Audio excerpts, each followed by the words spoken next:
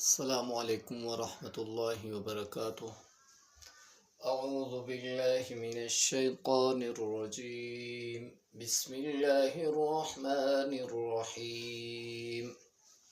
وإذا طلقتم النساء فبلغن أجلهن فأمسكوهن بمعروف أو سرحوهن بمعروف ولا تمسكوهن ضرارا لتعتدوا ومن يفعل ذلك فقد ظلم نفسه ولا تتخذوا آيات الله هزوا واذكروا نعمة الله عليكم وما أنزل عليكم من الكتاب والحكمة يعظكم به واتقوا الله واعلموا أن الله بكم